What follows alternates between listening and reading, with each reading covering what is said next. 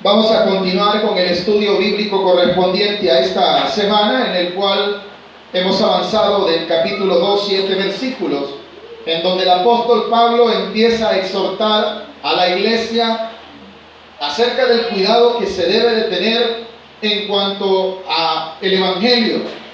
Usted y yo en Cristo, como lo hemos repetido en los estudios anteriores, estamos completos. No hay nada más que se pueda hacer en cuanto a la salvación que Cristo le regaló a usted y a mí. Jesús murió por toditos nuestros pecados. Jesús lo perdonó toditos sus pecados. Cuidadito con que vayan a venir las filosofías que atacaban en el tiempo del apóstol Pablo, ¿verdad? Aquellas sabidurías griegas, aquellas sabidurías paganas, aquellas filosofías que no traen ningún tipo de inspiración de Dios, no deben de estar en nuestro corazón, ni debemos de ponerle atención. Por eso el apóstol Pablo viene advirtiendo acerca de eso, de lo cual debemos de tener cuidado. Capítulo 2, versículo 8 dice así: mirad que nadie os engañe, porque por medio de filosofías y huecas sutilezas. Quedémonos en esa primera parte del versículo 8. Cuando la palabra de Dios, el apóstol Pablo aclara, mirad, está haciendo un llamado de atención a nosotros los creyentes. Y cuando dice mirar, es que usted y yo debemos de estar pendientes. La palabra mirar es un sinónimo o un similar de velar. Y la palabra velar es vigilar, que es estar atento. O sea, ¿qué quiere decir, amado hermano? Usted y yo estamos llamados a estar pendientes, a no ser engañados. Usted ya tiene a Cristo Jesús, usted ya está en la verdad. ¿Cuántos estamos en la verdad ya? Ya no necesitamos nada más, iglesia. En Cristo Jesús tiene todo. ¿Por qué? Venía hablando en el capítulo anterior que en Cristo Jesús está toda la plenitud de Dios. Y los que tenemos a Cristo Jesús, entonces, ¿qué tenemos también? Tenemos la plenitud de Cristo y tenemos la plenitud de Dios. Que no falta nada. Que nadie le vaya a venir diciendo, no, usted necesita mucho conocimiento humano, usted tiene que estudiar las 50 leyes de no sé qué, y tiene que aprenderse aquello y lo otro para llegar a ser. Eso es mentira, eso es herejía. Para ser cristiano, para ser seguidor de Jesús, solo se necesita algo: reconocer que somos pecadores, creer en Él. Aquel que estaba clavado en la cruz, ¿qué le dijo Jesús? Hoy mismo estarás conmigo en el paraíso. ¿Por qué? Porque creyó. ¿Qué creyó él? Que el que estaba a la par de él era justo y que tenía un reino y que él quería ir a ese reino. ¿Qué le estaba diciendo entonces ese hombre? Ese hombre era malo, iglesia. Ese era malo. Muchos dicen que era un ladrón bueno y ladrón malo. No existe ladrón bueno y ladrón malo. Los dos son pecadores, los dos son ladrones, los dos son malos. Uno de ellos se salvó. ¿Cuántos sabemos? ¿Y por qué se salvó? ¿Porque se aprendió un montón de cosas? No, porque creyó en el Rey de Reyes y Señor de Señores. Porque creyó en aquel que lo tiene todo, como usted y yo en esta noche. Atesore esa palabra. Que nadie le vaya a venir diciendo, no, usted necesita, mire, aquí tenemos un libro, este libro se lo va a aprender, este es el no sé qué, no vamos a mencionar el nombre para no hacerle publicidad tampoco, ¿verdad? Eso es mentira, iglesia. Y eso ya existía en los tiempos del apóstol Pablo. ¿Y cómo se le llama eso, hermano? Se le llama huecas sutilezas, dice el versículo 8. Mirad que nadie os engañe por medio de filosofía. La palabra filosofía, lo hemos explicado, es aquel deseo de conocer y conocer, ¿verdad? De razonar, de cosas, ideologías, conocimientos vanos, que sí pueden beneficiar para cosas humanas, pero para la salvación no. Para la salvación no tiene nada que ver. Y esas son las que utilizan muchas veces las sectas para engañar. Las sectas engañan con muchas tramas, hermano, y a esas tramas el apóstol Pablo le llama sutilezas. Son las estrategias que utilizan para engañar. Y dice el versículo 8, mirad que nadie os engañe por medio de filosofías, ¿y qué más? Y huecas, sutileza. La palabra hueca, ¿qué quiere decir? Vacías, correcto. Vanas. Que no tienen nada, hermano. Para la salvación no tienen nada. Y entonces, si no tienen nada, ¿de qué nos sirven? De nada. Porque recuérdese que la salvación solamente es por gracia de nuestro Dios. No hay ningún mérito humano. Y el apóstol atacaba estos errores que estaban entrando en la iglesia porque eran frecuentes. Como también otro de los errores que el apóstol Pablo, más adelante lo vamos a ver, que ataca es el legalismo. No, que tiene que hacer tal cosa, que tiene que ir a tal parte, que tiene tal cosa. Si no cumple tal cosa, mentira, iglesia. La Biblia lo dice claramente. Eso es mentira. Si en Cristo Jesús Él hizo todo por usted y por mí. No existe nada. Mire, si alguien pudiese decir, hermano, no, pero usted tiene que guardar los mandamientos. Jesús resumió los mandamientos nada más en 2. ¿Cuáles son? Amarás al Señor tu Dios. ¿En qué forma? Con toda tu mente, con toda tu fuerza y con todo tu corazón. A ver, de los que estamos aquí, con ese primer mandamiento, ¿quién lo hace al 100%?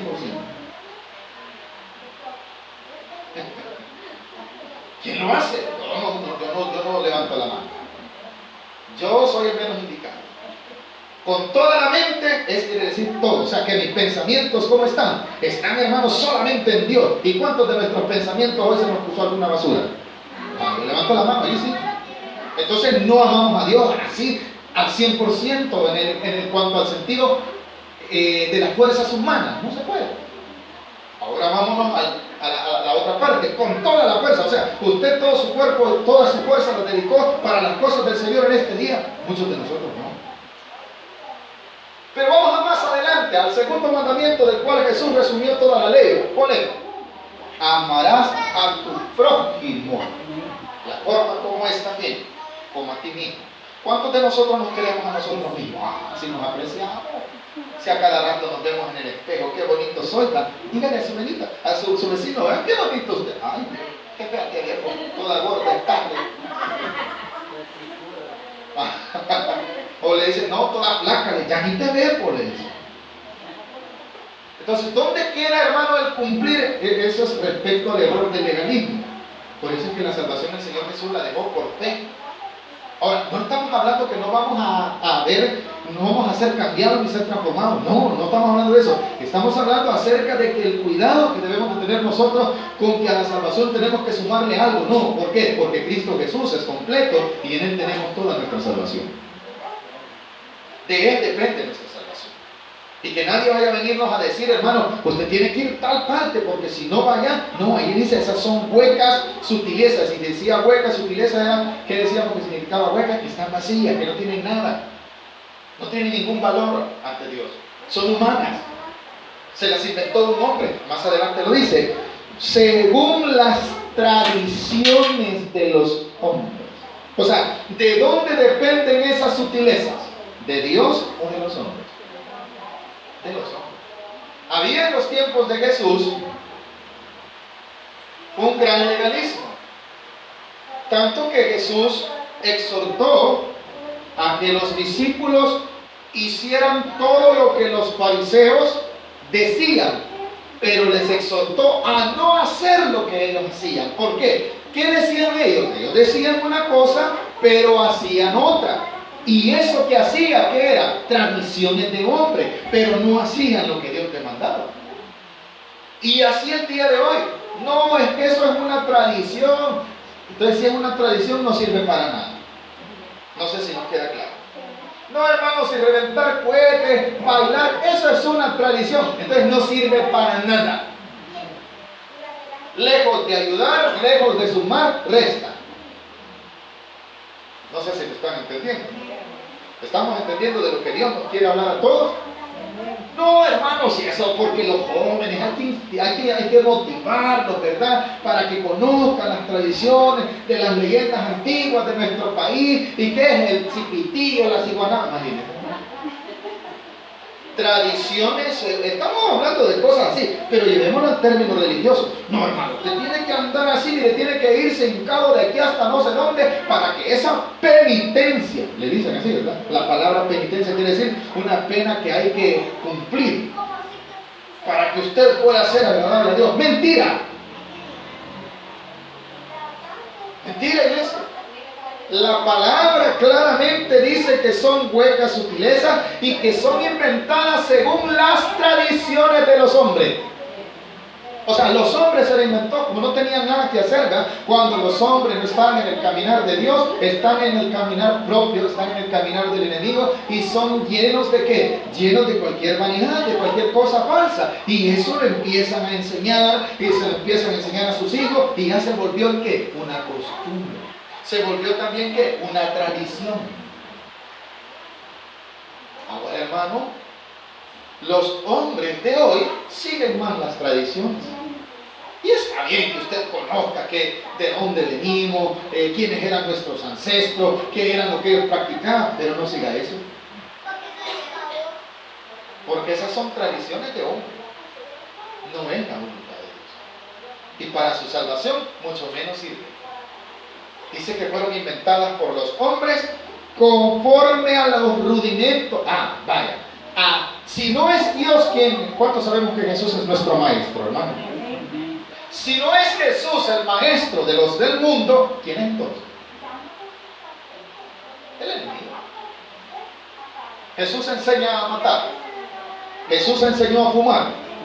Jesús enseñó a mujeriar. Jesús enseñó a hablar malas palabras. Él no enseñó eso. Pero esas cosas tiene el mundo y esas teníamos nosotros. ¿Quién nos las enseñó? ¿Quién fue nuestro maestro? El mundo. Y esas tradiciones, no, hay dejar que el cipote pruebe el guaro, hay dejar que el cipote pruebe la marihuana, si no es malo, si todos los bichos van a la esquina. ¿Y quién le ha dicho a usted que eso le sirve? Hay que dejar lo que crezca, lo que él quiere. Cuidadito porque puede crecer en las enseñanzas vanas, en las enseñanzas vacías, en las cosas que el mundo enseña. ¿Y cómo son? Rudimentos, hermano, que han estado allí y que han sido trasladados de generación en generación y se van volviendo una costumbre, y que ya esa costumbre hay que celebrarla todos los años. Tanto que dice el versículo al final, conforme a los rudimentos del mundo, y no, ahí está el problema. O sea, quien norma esas cosas no es Dios, no es Cristo, es el hombre. Es el mundo, es el enemigo. ¿Por qué entonces usted le va a poner atención a eso? ¿Por qué va a hacer? Es que mi mamá se enoja y como toda la familia se reúne, ¿verdad? Y toda la familia se echa el trago ese día. Eso es tradiciones mundanas, hermano. Pero es que no es malo, hermano, una vez sí, pero esas cosas no son agradables ante Dios. Si nosotros hemos sido ya llamados por Cristo, lo hemos aceptado como el Señor de nuestra vida, Él es nuestro pastor, Él es nuestro maestro, entonces Él nos va a enseñar una nueva forma de vivir.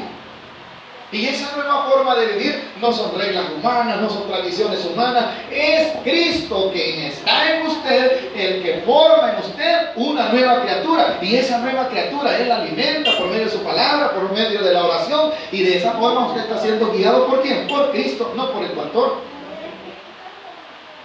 Porque el pastor necesita también la guía del Espíritu Santo, el pastor también necesita guiarse por Jesucristo, no necesita los rudimentos del mundo. Y eso es lo que muchas veces no comprende la iglesia. Y le pone atención a cosas que no tienen ningún valor. Hermano, hoy es el día del pastor. ¿Y quién ha inventado usted que es el día del pastor? Todos los días son del Señor. Hermano, usted no quiere que... No, hermano, el que necesita gloria es el Señor. No la necesita, se le debe dar gloria. Yo soy necesitado de darle gloria. Y no estoy en contra de que ellos también, ¿verdad? Pero esas cositas no sirven para nada. Hermano, está hablando usted. Nunca, en la Biblia no aparece el día del hermano tal, el día del ángel tal, el día del pastor. No existe. O existen esos días. ¿Qué dice el Salmo? Este es el día, ¿cuál? Que el Señor creó. ¿Cuál día? Y mañana, ¿cuándo va a ser? También va a ser ese día. ¿Y para quién va a ser ese día? Para el Señor. ¿Y de quién es ese día? Para el Señor, hermano. Son tradiciones humanas las que vienen día tras día. Son cosas que el hombre le ha puesto. Lo que pasó fue, le comento, la iglesia tradicional, lo que se conoce como la iglesia universal, tuvo una mezcla del paganismo romano en el 303 después de Cristo. Los verdaderos cristianos que aparecen en el libro de Hechos, ellos mueren como en los años 100, a lo mucho los años 100, algunos murieron en los 90 después de Cristo. Cuando ellos mueren, hermanos, la iglesia, la segunda generación, es perseguida. Y los cristianos vivían en catacumbas. Y sucedía, hermano, que el imperio romano perseguía todo lo que no era a favor de ellos. Pero llegó un tiempo donde el imperio romano fue debilitado por los bárbaros, por la guerra de aquellos tiempos, en donde ellos se vieron debilitados y le abrieron la puerta a los cristianos. Pero en esa apertura ya la iglesia ha menguado. En el 300 ya los cristianos que morían por Cristo ya habían muerto.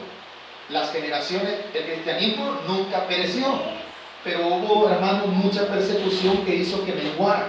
¿Qué pasó? Los cristianos de los años 300, ellos, el imperio romano les aperturó, ya no los iba a perseguir y les dio cargos públicos y políticos, pero junto con ello, hermano, mezcló el paganismo romano, lo mezclaron con el cristianismo.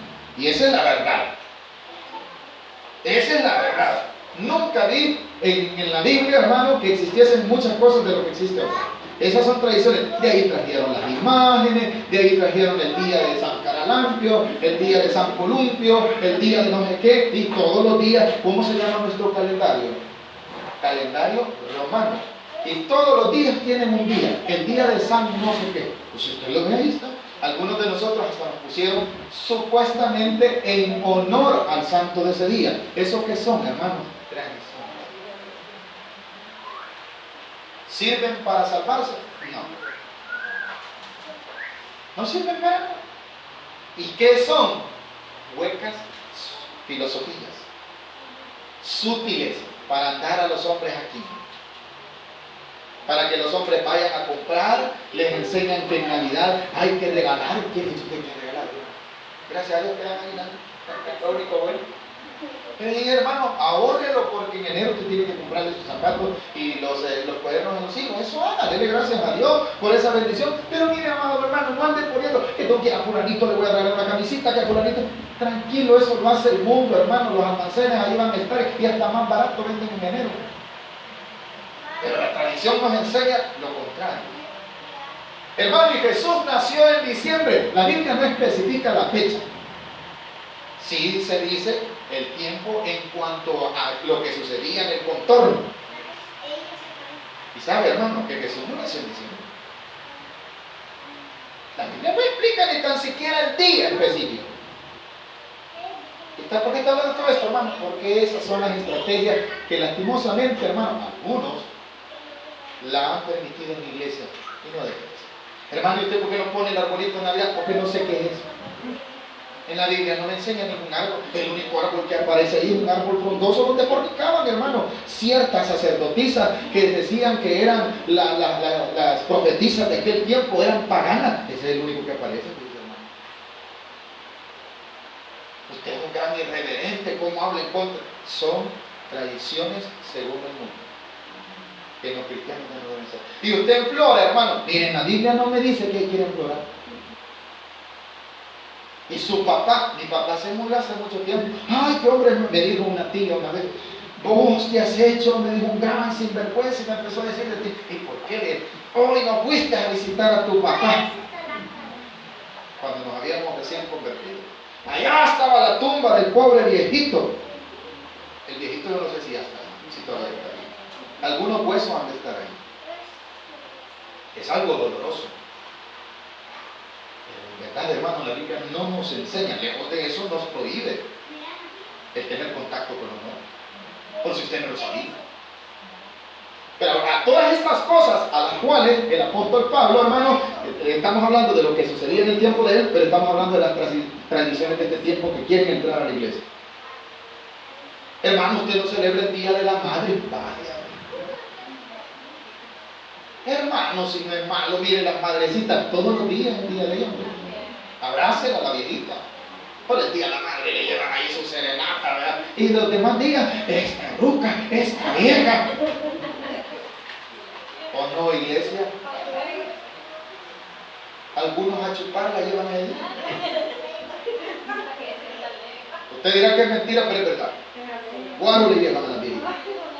Celebremos, madrecita linda, y ahí andamos mariachi cobrando y todo. Es que es comercio. Y como dice ahí, hermano, son huecas sutilezas. ¡Qué mucho! Ay, hermano, yo voy a volver a esa iglesia porque aquí celebran de todo. Santo Dios. Y si usted lo quiere hacer, mire, nadie le va a decir nada. Pero le voy a decir lo que la Biblia dice. No son, ni sirven para nada. No tienen nada. Si la celebran o no la celebran, no tienen nada, dice el versículo, según las tradiciones de los hombres, conforme a los rudimentos del mundo y no según, aleluya, nuestro maestro, a quien debemos de seguir, lo que él dice, lo que él hace, eso es lo que debemos decir y hacer. Pero eso solo lo puede hacer ¿quién? Alguien que tenga verdaderamente a Cristo Jesús dentro de su corazón. Y usted y yo, esta es la noticia, somos llamados a hacer eso.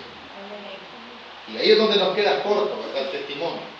Como decía el corito al finalizar, ¿verdad? Si en verdad eres salvo, di amén. Si en verdad eres salvo, dice al final, testifica con aleluya. No con tu boca, ¿verdad? Sino con tu vida. Eso es lo más duro. Y eso es lo que Dios quiere. Y eso es lo que nosotros muchas veces no comprendemos. Avancemos. Hemos entendido el versículo 8, iglesia. Ahora, ¿por qué razón no debo de darle valor a las tradiciones, a los rudimentos, a la filosofía, a los conocimientos humanos, a las tradiciones mundanas? ¿Por qué no deben de tener espacio en mi fe? Porque yo tengo algo más grande, y ese es Cristo Jesús. Lo dice el versículo 9 y 10. Porque en Él, cuando dice en Él se refiere a Jesucristo, amén.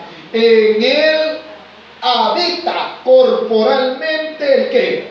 Toda la plenitud de la deidad. ¿No? O sea, ¿cuántos tenemos a Cristo dentro de nuestro corazón?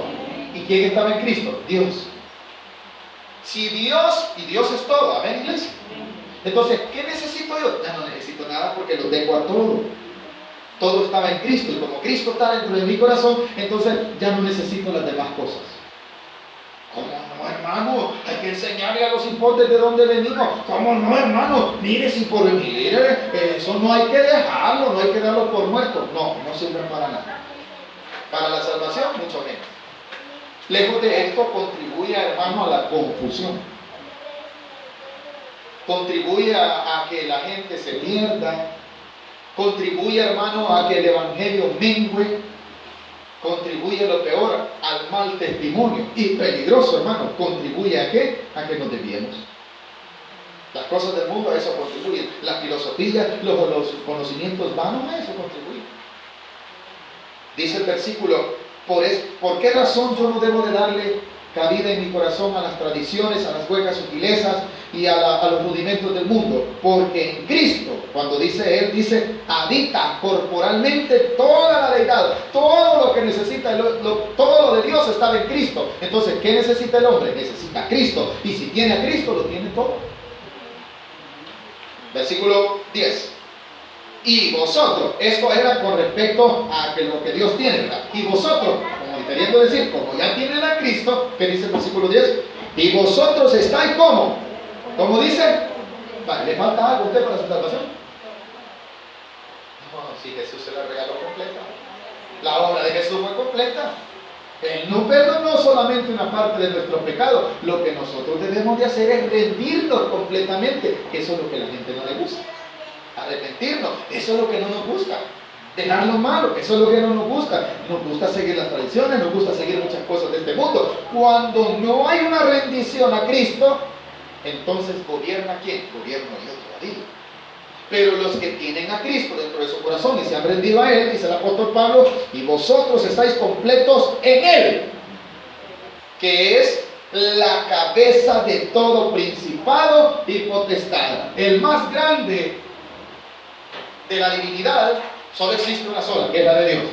Dice que conozco una persona, hermano, que usted dirá que estoy loco, se lo voy a contar.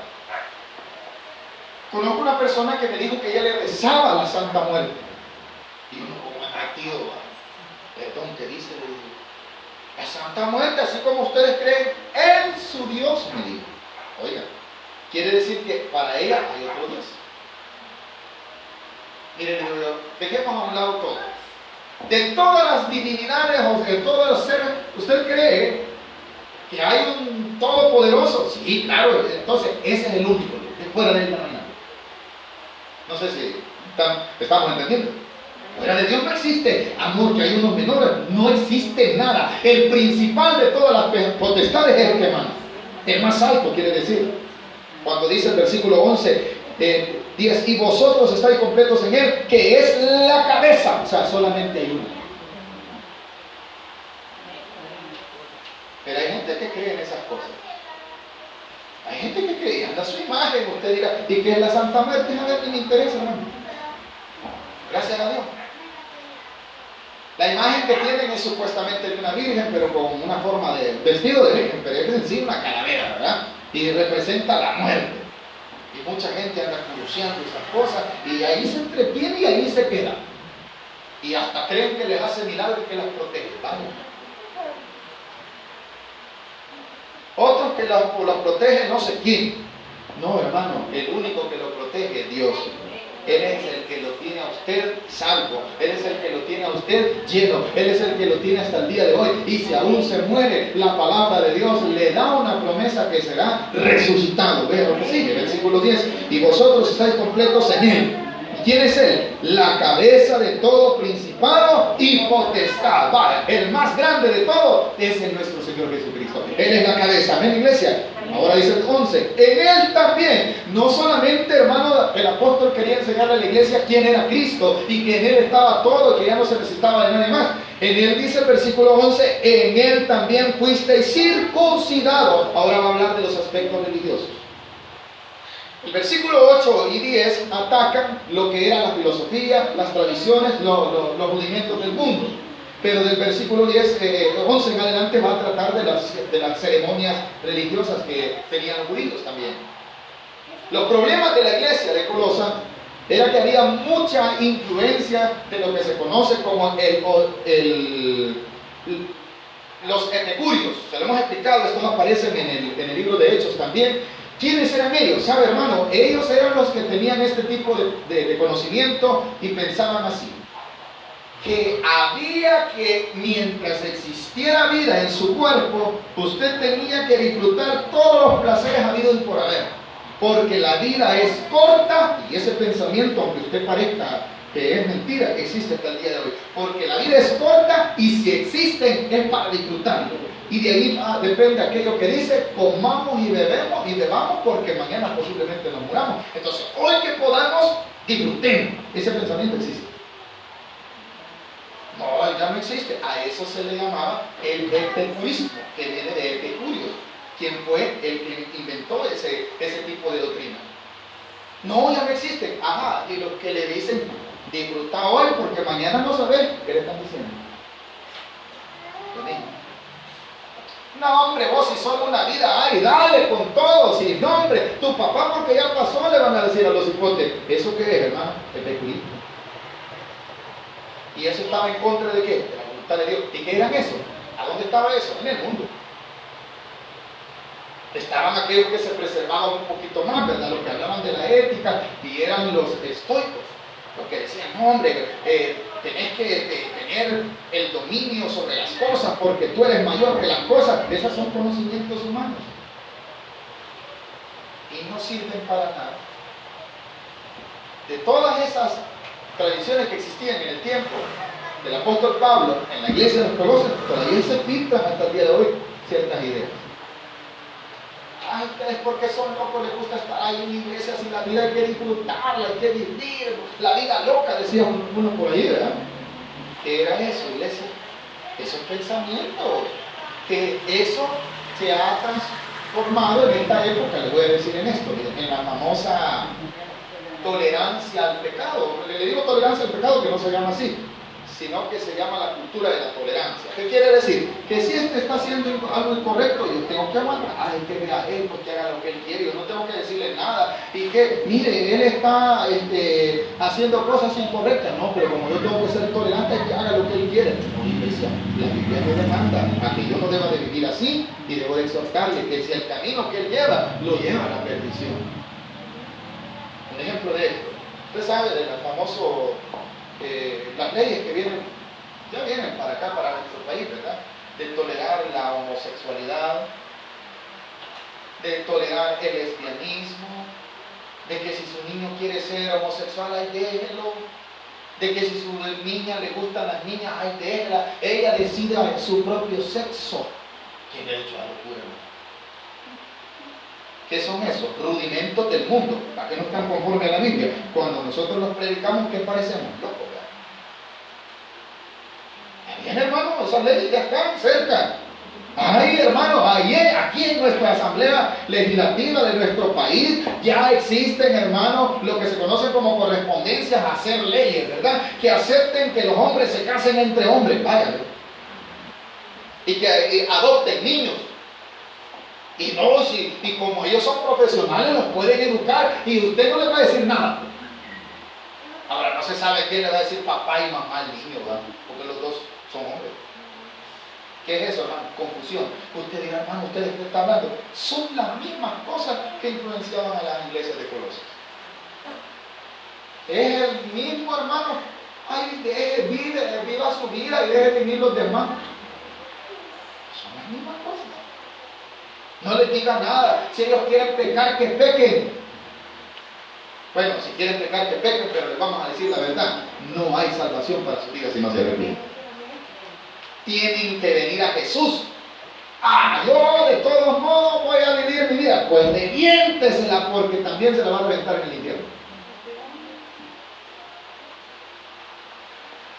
¿Qué me queda decir? ¿Cómo yo le voy a decir que hay esperanza? Sí, hay esperanza mientras vive. ¿Cuál es la esperanza? Tiene que arrepentirse, aceptar a Jesús. Pero esas cosas son fuertes. Y por esas cosas el evangelio, hermano, no cualquiera de una iglesia van a poner ahí nombre, mejor que pongan un antro. A la gente no le gusta, hermano, las cosas buenas, porque al igual que en los tiempos de los profetas, la gente le sigue llamando a lo malo, le llama bueno, y a lo bueno le llama ¿qué? Malo. Para muchos, esto que estoy hablando es malo.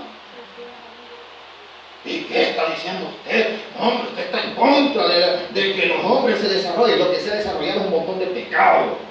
Y por eso estamos como estamos, por eso no hay solución. Lo que le viene a este mundo a causa de esas cosas es juicio. No creamos que esto va a mejorar. Vayamos avanzando. En él también fuisteis circuncidados con circuncisión no hecha a mano, al echar de vosotros el cuerpo pecaminoso carnal, en la circuncisión ¿de quién? De Cristo. El rito de la circuncisión ya lo hizo Jesucristo. Ya no usted tiene que andar haciendo, hermano, voy a circuncidar a mi cipote. Ese era un rito judío, ya no lo tiene que hacer usted. Ahora usted ha sido circuncidado del corazón. ¿Por quién? Por Cristo Jesús, porque cuando Él se circuncidó, si usted cree en Él, también usted ha sido circuncidado. No solamente eso, avance un poquito más, versículo 12. Sepultados con Él, ¿a dónde? Porque en el bautismo. Por eso es necesario dar testimonio, hermano. Cuando una persona se bautiza, está diciendo, yo estoy muriendo, ¿en quién? En Cristo. Y cuando sale, está resucitando, ¿en qué? En una nueva vida. Así lo dice el versículo, sepultados con Él en el bautismo, en el cual fuisteis también, ¿qué? Resucitados con Él mediante la fe en el poder de Dios que le levantó de los muertos. Jesús fue levantado por el poder de Dios. Ese poder de Dios que le levantó de los muertos también le levantará a usted. ¿Por qué? Porque cuando Cristo murió, murió usted también. Para los que somos creyentes. Pero cuando Él resucitó también, ¿qué? Usted tiene una esperanza de resurrección.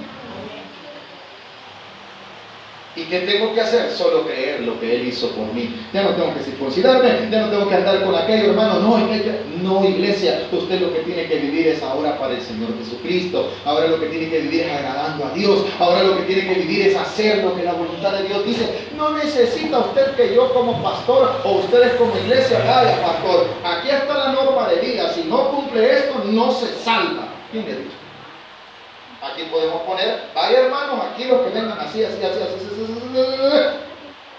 son inventos míos. Para salvarme solo necesito una cosa: creer que Jesús es mi Salvador y arrepentirme de mis grandes pecados y mis pequeños pecados, de todos los pecados tengo que arrepentirme. ¿Dónde queda la lista? ya sé que el que está en Cristo es nueva criatura, ya no tiene que tener, no tiene necesidad, quiero ver si esto es bueno, quiero ver si esto es malo, no, tiene un Espíritu Santo, tiene a Cristo que es toda la divinidad de Dios dentro de usted, que le va a dirigir a dónde ir, qué hacer, cómo hablar, dónde hacer, dónde poner el freno, dónde no ir, dónde parar. Los que tenemos a Cristo en nuestro corazón, lo tenemos ya a Él, hermano. Él le dice, cálmate, tranquilízate, ya no digas, ya no vayas. ¿Por qué? Porque está en usted, ¿qué? El Todopoderoso. ¿A cuántos de nosotros Dios ya nos ha detenido muchas veces de no cometer cosas? Eso entonces valore, eso es lo que importa.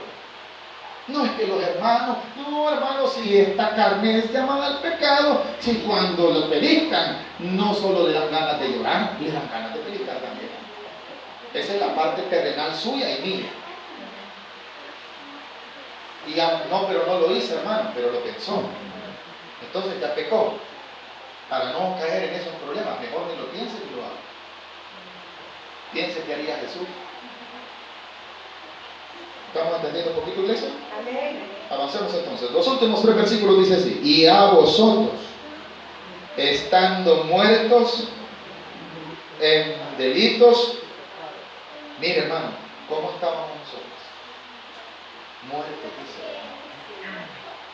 ¿Por qué? Porque el pecado nos mató.